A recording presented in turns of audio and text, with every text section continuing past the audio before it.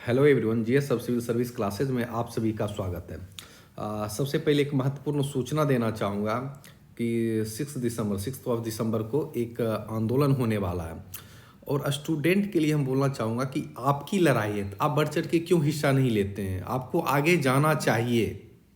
बहुत लोग ये सोचते हैं कि भैया ठीक है, हम एक दिन पढ़ लेंगे, 2 दिन पढ़ लेंगे। क्या करोगे पढ़ के जब पैटर्न ही सही नहीं है, जब आप एग्ज़ाम अच्छे तरीके से दे ही नहीं पाओगे, जब क्लियर कट कुछ पता ही नहीं है ना, तो क्या करोगे पढ़ के।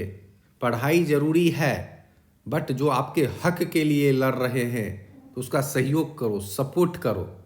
नहीं तो पढ़ने से कोई फ़ायदा नहीं होने वाला है। आपको पता होगा कि नॉर्मलाइजेशन का मुद्दा अभी चल रहा है, तो बहुत बच्चे कहते हैं कि इससे मेरा क्या लेना देना है, मेरी तैयारी पूरा है। जब आप 1 नंबर 2 नंबर से बाहर हो जाओगे उस टाइम लगेगा काश हम वहाँ पार्टिसिपेट कर लिए रहते। रीओपन फॉर्म तो बहुत बच्चे को ये लगता होगा कि ठीक है भीड़ बढ़ जाएगी। अरे भैया, आप तैयारी किए हो तो किस बात का डर, भीड़ बढ़ जाएगी भीड़ घट जाएगी, इस बात में मत उलझो। यदि कोई ठीक है, अच्छे कामों के लिए सपोर्ट करना चाहिए।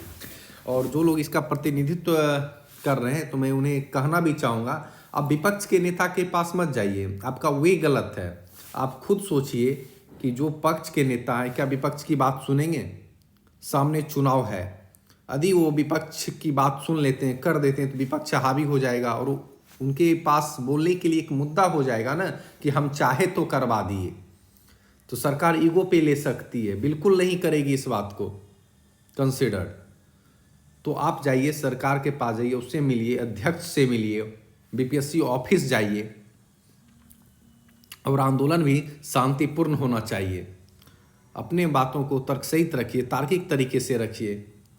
बिल्कुल क्यों नहीं सुनी जाएगी, है ना। बहुत सारे लोग बोलते हैं कि ठीक है 3-4 दिन बीपीएससी के तरफ से डिस्टर्ब रहा साइट, इस वजह से नहीं भर पाए। अरे ये सब नहीं, रिक्वेस्ट करिए, आप उन पे थोपिए मत, आरोप मत लगाइए। बोलिए ठीक है सर, बच्चे की तरफ से इशू आई तो ठीक है, इसको रीओपन कर दिया जाए। यदि आप सोचिएगा कि मतलब नहीं, उस पर हम ज़बरदस्ती थोपे या किसी मुद्दा को लेकर ज़बरदस्ती हम सरकार से बात मनवा लें, तो ये पॉसिबल नहीं है ना। यदि आपको अपने हित की लड़ाई लड़नी है और इस पर आप चाहते हैं कि बेहतर आए, पॉजिटिव रिजल्ट आए, तो शांतिपूर्ण तरीके से जाइए और ज़्यादा से ज़्यादा स्टूडेंट चाहिए। भरते हैं 5 लाख 6 लाख, जाते हैं 15 स्टूडेंट। ये कोई तरीका नहीं है। तो बढ़ चढ़ के आपको हिस्सा लेना चाहिए। इतने तो स्टूडेंट हैं बिहार में कि 20,000 30,000 40,000 जा सकते हैं। कब तक आपके लिए सिर्फ छात्र नेता आगे रहेंगे, कब तक आपके लिए टीचर आगे रहेंगे। जब आपको फर्क नहीं पड़ता इस बात की कि जॉब हमें लेना है, सीट मेरी बेची जा रही है, एग्जाम हमें देना है, तब पर भी आप आगे नहीं आ पा रहे हैं, तो इससे बड़ा बेवकूफ़ कोई हो नहीं सकता है। फिर दूसरे पे आरोप नहीं लगाइए कि फलना नहीं आए, चिल्ला नहीं आए, ये आते तो सफल हो जाता आंदोलन, ये नहीं आए तो असफल हो गया आंदोलन। इस सब का बात का कोई महत्व रह नहीं जाता है। तो आपकी लड़ाई है और आपको जीतना है, तो आपको आगे निकलना पड़ेगा। तो इन सब बातों का ध्यान रखिए और 6 तारीख को ज़्यादा से ज़्यादा संख्या में जाए। और कहाँ जाना है वो एड्रेस हम डिस्क्रिप्शन बॉक्स में मैसेज कर देंगे। और जो प्रतिनिधित्व कर रहे हैं, यदि उनके द्वारा कोई व्हाट्सएप ग्रुप बनाया जाएगा तो उनके लिंक भी दे देंगे। और कोशिश रहेगी कि हम 6 तारीख को आपके साथ रहें। ऐसा नहीं कि हम सपोर्ट नहीं कर रहे हैं। हम देखिए 1 महीना पहले ही इस मुद्दा को उठाए, तो उस टाइम तो कोई बोलने वाले नहीं थे। आप लोग क्या करते हो, जब कुछ लागू हो जाता है, जब अध्यक्ष के द्वारा कुछ काम कर दिया जाता है, तब आगे निकल कर आते हो। जाके देखो 1 महीना पहले आवाज़ उठाए, तब तो सपोर्ट नहीं करोगे, खाली आगे से बोलोगे सर आप आए काहे नहीं, सर आप बात उठाए काहे नहीं। कितने लोग हैं जो सपोर्ट किए इस बात को, जब मुद्दा उठाए। फालतू चीज़ों के लिए कॉमेंट लिखने तो आ जाओगे, है ना। तो भक्ति करने से नहीं होगा। भक्ति आप उन्हीं के कर रहे हैं जो अरबों में कमा रहे हैं। वो क्यों नहीं आपके सपोर्ट कर रहे हैं। आप उनको भगवान बनाए बैठे हो। उनका एग्जाम नहीं निकलेगा, ठीक है, या उनको एग्जाम नहीं देना है, एग्जाम आपको देना है। बच्चे के साथ इमोशनली ब्लैकमेल करते हैं, अंदर कुछ बात करते हैं, बाहर कुछ बात करते हैं। इमोशनली आके आपको 2 लाइन बोल देंगे तो लगेगा ऐसा इंसान तो धरती पे है ही नहीं। अरे भैया, इन बातों के चक्कर में मत रहिए। आपको भी पता है क्या सही है क्या गलत है। तो आगे निकलिए और आंदोलन में शामिल होइए, शांतिपूर्ण तरीके से करिए, अपनी बातों को तार्किक तरीके से रखिए, सब कुछ पॉजिटिव होगा। अपने हक के लिए लड़ने के लिए हमेशा आगे निकल कर रहिए। तो ठीक है, ये आंदोलन से रिलेटेड बात रही। और हम लोग एक नई सीरीज, ठीक है, तो अभी हम लोग 13 तारीख को कंसिडर कर रहे हैं। हम चाहेंगे कि फॉर्म रीओपन हो, एज वाला जो मुद्दा है उसे भी कंसिडर किया जाए, नॉर्मलाइजेशन ना हो। तो इन सब मुद्दों को लेकर हम भी फेवर कर रहे हैं, ठीक है। हम चाहते हैं कि आपके हित में बात हो, इसकी कोई पॉजिटिव रिजल्ट आए। लेकिन ठीक है, हम लोग अपना फर्ज निभाएंगे, आप लोग अपना फर्ज निभाइए। आयोग क्या करता है, सरकार क्या करती है, ये देखने लायक है। देखेंगे कि उनके तरफ से क्या आता है। तो हम लोग अभी जो 13 तारीख को मान रहे हैं डेट, उसी को मान के चलेंगे। जब इसमें जो कुछ ही दिन बचे हैं, लास्ट मंथ चल रहा है और आज 4 तारीख हो गए, मुश्किल से आप 7-8 दिन और बचे हैं। तो थोड़ा बहुत ठीक है, यदि से 1% है कि आपके एग्ज़ाम ले लिए, तो ठीक है, आप एग्ज़ाम थोड़ी ना छोड़ोगे, एग्ज़ाम तो दोगे ही दोगे। जो फॉर्म भरे हैं वो देंगे ही देंगे। उसमें से ऐसे होगे कि कुछ बच्चे क्वालिफाई करेंगे, कुछ बच्चे को निराशा हाथ लगेगी। हम लोग के हाथ में जो वही तो कर सकते हैं, और वही करने की हम लोग कोशिश करेंगे। तो बिहार करंट अफेयर्स सोचे कि लास्ट टाइम एक रिवीजन सीरीज ला दें, कुछ पीडीएफ के माध्यम से इसको बता दें कि कौन इंपॉर्टेंट पॉइंट है जो एग्जाम के पॉइंट ऑफ व्यू से काफ़ी इंपॉर्टेंट है, उसको हम लोग डिस्कस कर लेंगे। तो डिस्ट्रिक्ट वाइज करंट अफेयर्स देखेंगे। जब डिस्ट्रिक्ट वाइज करंट अफेयर्स आप लोग देखते हो तो मैप को ध्यान में रखते चलो। यदि मैप आपके ध्यान में है तो बहुत कुछ क्लियर कर लोगे। तो मैप का बार बार जो है आप लोकेशन देखो, कहाँ बिहार में ये डिस्ट्रिक्ट लोकेट है, ठीक है। फिर वहाँ से बहुत सारे जो चीज़ें हैं क्लियर हो जाएगी, पता चलेगा यहाँ मिनरल्स है, यहाँ से ये रिवर निकलती है, गंगा में कहाँ से मिलती है, किस तरीके से सॉइल पाए जाते हैं, बहुत सारे वहाँ से क्वेश्चन बनेंगे। तो मैप ओरिएंटेड पर होगे तो चीज़ें आसान हो जाती है। और हमारा 71st का जो मेंटरशिप प्रोग्राम बैच है वो भी अभी एक आने वाला, एक रिसेंट में स्टार्ट हुआ है। तो प्री के स्तर पे, मेंस के स्तर पे, एसए के स्तर पे, तीनों के स्तर पे गाइडेंस चल रही है। और पहले ही हम बता चुके हैं कि बीपीएससी के लिए यदि आप सिविल सर्विस के लिए 1.5 लाख, 2 लाख, 3 लाख का यदि क्लास लेते हो तो कोई मायने नहीं रखता है, टाइम मैटर करता है, आपका समय कीमती है, ठीक है ना। और ह्यूमनिटी के सब्जेक्ट, आर्ट्स के सब्जेक्ट यदि खुद पढ़ के समझ नहीं सकते हो तो सिविल सर्विस छोड़ दो। क्लियर कट बोल रहे हैं, हम स्ट्रेट फॉरवर्ड बोलते हैं। तो ये चीज़ आपको समझ में नहीं आ रही तो आपके लिए सिविल सर्विस है ही नहीं। कोई आईआईटी का तो मैथ पूछा नहीं जा रहा है कि बड़े बड़े फैकल्टी आएंगे कैलकुलेशन समझाएंगे। तो जितना सेल्फ स्टडी पे फोकस करोगे, जितना अपने अंदर डेडिकेशंस लाओगे, कंटिन्यूटी रखोगे, डिसिप्लिन रखोगे, उतना आप सफल हो सकते हो, चांसेस ज़्यादा हैं, ठीक है। तो जो भी ये प्री के स्तर पे, मेंस के स्तर पे, जो बीपीएससी एसए लाया, एसए के स्तर पे, तीनों स्तर पे प्रॉपर तरीके से गाइडेंस है कि क्या पढ़ना है, कहाँ से पढ़ना है, और जो सोर्स देंगे उसमें क्या पढ़ना है। नोट्स मेकिंग चल रही है, नोट्स बनाइए, फिर मेरे द्वारा नोट्स दिया जाता है तो आप मैच करिए कि कितना सही है कितना गलत है। यदि वैल्यू एडिशन करने की ज़रूरत है तो मेरे नोट से वैल्यू एडिशन करिए। फिर जो आपने कंप्लीट किया है मंडे टू फ्राइडे, फिर हम लोग टेस्ट लेते हैं, तभी तो आप जज कर पाओगे हम कहाँ स्टैंड कर पा रहे हैं, कितना मुझे और मेहनत करने की ज़रूरत है। अच्छे तरीके से पढ़िएगा, टू दी पॉइंट पढ़िएगा, तभी सफल होइएगा। बीपीएससी में पीएचडी करने मत आइए, यहाँ एवरेज नॉलेज होना चाहिए हर सब्जेक्ट का। आप पीएचडी करने लगते हो कि सर 11th 12th भी पढ़ ले, ये पढ़ ले, अरे भाई 6 to 10th ही पहले पढ़ लो 10 टाइम्स। कट ऑफ जा रहा है 91, आप 150 लाने के चक्कर में क्यों हो। यही सब गुमराह करेंगे कि 1000 टॉपिक दे देंगे, ये कर लो ये कर लो। आप इतना ही करो कि जितना से आप कट ऑफ इजिली क्वालिफाई कर जाओ। ज़्यादा पढ़ने के चक्कर में रहोगे तो जो कट ऑफ है वो भी क्वालिफाई नहीं कर पाओगे। जहाँ 95 आना चाहिए पता चलेगा वहाँ 65 भी नहीं आया। तो सही स्ट्रेटेजी अपनाओ, क्या पढ़ना है ये इम्पॉर्टेंट नहीं, क्या छोड़ना है ये भी इम्पॉर्टेंट है। तो इन सब बातों का आप बीपीएससी में ध्यान रखेंगे तो सफल जल्द होंगे। और मेरी ओपन मॉक टेस्ट आज 4 तारीख है। जो भी बच्चे रजिस्टर किए थे ऑनलाइन ऑफलाइन, आज टेस्ट है। हूबहू बीपीएससी के साथ टेस्ट लिया जा रहा है। प्रॉपर आपको ईमेल आईडी पे एडमिट कार्ड भेजी गई है, सीट नंबर दिया गया, उसी सीट पे आपको बैठना है, ठीक है। तो जो भी 70वीं बीपीएससी दे रहे हैं तो आज ऑनलाइन टेस्ट है, तो आज ऑनलाइन भी दीजिए, है ना। ऑफलाइन भी टेस्ट आज जीएसएफ के सेंटर पे चलेगी बेगूसराय में, ठीक है। अब आते हैं जिला वाइज कुछ करंट अफेयर्स हम लोग देख लेते हैं। और ये 4-5 वीडियो आएंगी, 4-5 सीरीज आएंगी जिसमें सारे डिस्ट्रिक्ट कवर कर दिए जाएंगे, किसी में 4, किसी में 5, किसी में यदि वो रहेगा तो 8। जिस तरीके से न्यूज आएंगी उस तरीके से हम कंपाइल करके आप लोग को डिस्कस कर देंगे। तो पहला आज डिस्ट्रिक्ट देखते हैं पश्चिमी चंपारण। अब हम चलते हैं मैप पे। पश्चिमी चंपारण कहाँ है, आपको यहाँ पे लोकेशन में देखिए इंडिकेट किया हुआ है। इसमें जो टॉप हेडलाइन है पहले उसको हम देख लेंगे। VTR मतलब वाल्मीकि टाइगर रिजर्व, इसके बारे में जानेंगे। समाधान यात्रा के बारे में जानेंगे। मिर्चा चावल को जो GI टैग मिला है उसके बारे में जानेंगे। मेगा टेक्सटाइल के बारे में जानेंगे। गांधी थीम पार्क के बारे में जानेंगे। पहली महिला स्वाभिमान बटालियन के बारे में हम लोग जानने की कोशिश करेंगे। तो पश्चिमी चंपारण में देखते हैं वाल्मीकि टाइगर रिजर्व में बनेगा मोर अभयारण्य। क्या है, गोवर्धना रेंज से मोर अभयारण्य की अधिकता के कारण यह मोर अभयारण्य बनेगा। और वाल्मीकि टाइगर रिजर्व VTR की स्थापना कब हुई थी, 1990 में। कितने क्षेत्रफल में फैला हुआ है, 350 वर्ग किलोमीटर। तो ये सभी पॉइंट्स कभी कभी पूछ लेते हैं तो आप लोग ध्यान रखिए। यदि आप करंट पढ़ रहे हैं ना तो थोड़े इसके इतिहास के ओवरव्यू भी आप लोग जान लिया करिए, बेनिफिट्स देगा। नेक्स्ट न्यूज चलते हैं समाधान यात्रा। तो किसके द्वारा शुरू की थी, नीतीश कुमार के द्वारा, जो हमारे बिहार के प्रेजेंट CM है। ठीक है, यात्रा की शुरुआत कहाँ से हुई थी, वाल्मीकि नगर से। वाल्मीकि नगर कहाँ है, वेस्ट चंपारण में। उद्देश्य जो इसका था लोगों से बात करना और सरकारी योजनाओं के बारे में उनकी राय जानना था। तो पूछेगा समाधान यात्रा कहाँ से शुरुआत हुई थी, किसके द्वारा हुई थी, तो नीतीश कुमार। और वेस्ट चंपारण में कहाँ से, वाल्मीकि नगर में, वाल्मीकि नगर से। नेक्स्ट चलते हैं न्यूज की ओर। बिहार के मिर्चा चावल को GI टैग।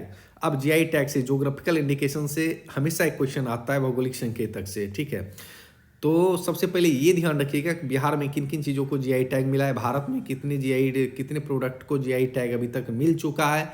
ये सब जो मोटा मोटी न्यूज आप लोग जान लीजिएगा। और बिहार में जो देखिएगा मिला है भागलपुरी जर्दालू, मतलब जर्दालू आम। कहाँ इसकी मेनली उत्पादन होती है, प्रोडक्शन, तो भागलपुर में। कतरनी चावल, मगही पान, बिहार की शाही लीची देखोगे विशेष करके मुजफ्फरपुर क्षेत्र में आपको देखने को मिलेंगे। मिथिला मखाना विशेष करके मधुबनी और दरभंगा के क्षेत्र में देखने को मिलेंगे। ये क्वेश्चंस मिथिला मखाना पूछा ही था कि 2023 में निम्नलिखित में से किन्हें GI टैग दिया गया था, तो मिथिला मखाना। दरभंगा का ग्रीन गोल्ड जूट, बिहार की कोसी काटन, शाही पुश्तैनी गुलाब। कोसी आया तो कोसी रिवर्स के बारे में सुने होंगे, तो आप लोग कमेंट सेक्शन में बताइए कोसी रिवर कहाँ से निकलती है और गंगा में कहाँ मिलती है। ठीक है, और बिहार में कहाँ एंटर करती है, ये सब आप कमेंट बॉक्स में आंसर करें। ठीक है, अब मेगा टेक्सटाइल पार्क के बारे में जानेंगे। चर्चा का कारण क्या है, प्रधानमंत्री मित्र योजना के तहत देश भर में 7 मेगा इंटीग्रेटेड टेक्सटाइल के रीजन एंड अप्रैल पार्क का निर्माण शुरू हुआ। स्थान कहाँ है, कुमारवाड़ा, कहाँ, बेतिया में। बेतिया का वेस्ट चंपारण में। ठीक है, और अन्य देखिएगा पार्क जो वाल्मीकि, थोड़ा सा कोल्ड है, तबीयत इशू है थोड़ा 2-4 दिन से, तो भी इसी वजह से वीडियो लेट हो जाती है। लेकिन चाहते हैं कि जल्द से जल्द इंपॉर्टेंट वीडियो सीरीज लाया जाए कि आप लोग को बेनिफिट्स हो जाए। तो मेरी भी कुछ मजबूरी रहती है जिसके कारण वीडियो नहीं बना पाते हैं, क्योंकि क्लासेस रहती है, ऑफलाइन क्लासेस, कभी हेल्थ इशू आ जाती है पढ़ाते है ना। और अभी मौसम चेंज हुआ है तो थोड़ा सा कोल्ड का इशू है। अन्य पार्क देखिएगा, वाल्मीकि नगर वन्य जीव अभयारण्य, चंडेला वन्य जीव अभयारण्य, उड़ाना। ठीक है, तो ये भी ध्यान रखिएगा। गांधी थीम पार्क, भीति हरवा गांधी आश्रम में 16 करोड़ की लागत से थीम पार्क का निर्माण हो रहा है। क्या, गांधी जी की आदमकद प्रतिमा स्थापित होगी। नींव कब रखी गई थी, 2017 में ही रखी गई थी, लोकार्पण 2024 में किया गया।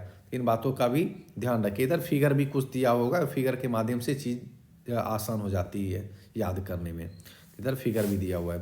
पहली महिला स्वाभिमान बटालियन चर्चा में क्यों है, बिहार विशेष सशस्त्र पुलिस बल आर्म पुलिस की जो है बटालियन का मुख्यालय कहाँ है, बाघा के वाल्मीकि नगर में। ठीक, इसकी खासियत जो है, यह देश की पहली महिला बटालियन है जो अनुसूचित जनजाति मतलब ST की बात कर रहा है, शेड्यूल्ड ट्राइब की बात कर रहा है, महिलाओं से बनी है। ये भी न्यूज याद रखिएगा। अब पश्चिमी चंपारण में एक और न्यूज़ देखते हैं, गन्ना उत्पादन। गन्ना उत्पादन में पश्चिमी चंपारण देखोगे तो प्रथम स्थान पे, लेकिन विश्व में जब बात करोगे तो भारत का स्थान प्रथम है। और भारत में अन्य राज्यों की बात करोगे तो प्रथम स्थान पर उत्तर प्रदेश है, इसकी परसेंटेज 40% यहाँ दिया है।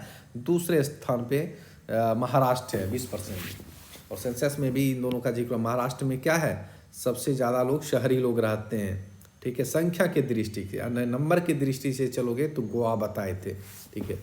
तो सेंसस वाला वीडियो है वो जाके आप चेकआउट कर लीजिए, वहाँ अच्छे से डाटा बताए हुए हैं। अब नेक्स्ट डिस्ट्रिक्ट आते हैं गोपालगंज। गोपालगंज कहाँ है देखिए, मैप पे हमेशा पहले देखने की कोशिश करिए। और इसमें जो देखेंगे हेडलाइंस, राज्य का पहला ऑक्सीजन पार्क, सर्वाधिक लिंगानुपात, इंडिया डे परेड, ठीक है। राज्य का पहला ऑक्सीजन पार्क, चर्चा का कारण, राज्य का पहला ऑक्सीजन पार्क कहाँ, थावे में। थावे कहाँ है, गोपालगंज। कभी कभी जगह का नाम भी पूछ लेता है। देश का प्रथम ऑक्सीजन पार्क देखिएगा तो कहाँ बना था, नागपुर में, नितिन गडकरी के द्वारा, ठीक है। जामथा के पास भारत के पहले ऑक्सीजन बर्ड पार्क का उद्घाटन किया गया था। ये बर्ड पार्क का उद्घाटन किया गया था किसके द्वारा, नितिन गडकरी। और देखिए अभी जो केंद्र में है ना कुछ अच्छे मंत्री हैं, तो अच्छे मंत्री की हमेशा प्रशंसा होती है, उसी में से नितिन गडकरी है और अच्छे काम कर रहे हैं, ठीक है ना। और अच्छे मंत्री की प्रशंसा होनी चाहिए, आलोचना विवेचना प्रशंसा तो ये तो चलते रहती है, ये तो जिंदगी का सार है। नेक्स्ट न्यूज हम लोग कवर करेंगे सर्वाधिक लिंगानुपात। सर्वाधिक लिंगानुपात में हम लोग देखेंगे तो गोपालगंज 2011 में क्या है, 1000 पुरुषों पे के मुकाबले कितने, 1015 महिलाओं की संख्या है, ठीक। एक होता है लिंगानुपात मतलब सेक्स रेशियो, एक होता है चाइल्ड सेक्स रेशियो। यदि लिंगानुपात में बात किया जाए तो बिहार में गोपालगंज टॉप पे है, और चाइल्ड सेक्स रेशियो की बात किया जाए तो किशनगंज टॉप पे है। दोनों में गंज लगा हुआ है तो कंफ्यूज मत होइएगा। लिंगानुपात में क्या है गोपालगंज, और चाइल्ड सेक्स रेशियो में शिशु लिंगानुपात में है क्या है, किशनगंज। और देखिए जहाँ चाइल्ड सेक्स रेशियो बेहतर होगी ना तो आने वाले समय में ये पता चल रहा है कि वहाँ सेक्स रेशियो भी बेहतर होगी। और सर्वाधिक लिंगानुपात इंडिया के लेवल पे देखिएगा तो केरल है, और इंडिया के लेवल पे सबसे कम देखिएगा चाइल्ड सेक्स रेशियो हो या सेक्स रेशियो हो, दोनों में हरियाणा है, ठीक है। तो ये सभी पॉइंट याद रखिएगा, आपके एग्जाम के पॉइंट ऑफ व्यू से इम्पॉर्टेंट है। इंडिया डे परेड, और पंकज त्रिपाठी का फोटो देख रहे हैं, कौन नहीं जानता होगा, बहुत बड़े अच्छे एक्टर हैं ये। पंकज त्रिपाठी का है गोपालगंज के, न्यूयॉर्क में इंडिया डे परेड में आमंत्रित किया गया। 3 बातों का भी आप ध्यान रखिएगा, ठीक है। नेक्स्ट में चलते हैं सारण। सारण में जो देखेंगे कहाँ है, मैप पे यहाँ पे करेंगे तो देखिए यहाँ पे लोकेट है, और यहाँ पे हेडलाइन में देखेंगे बिहार राज्य का सबसे बड़ा कार्गो टर्मिनल यहाँ बना, भारत नेट उद्यमी योजना, ऑपरेशन रोजगार, पद्मश्री अवार्ड 2024, गजराज, ठीक है।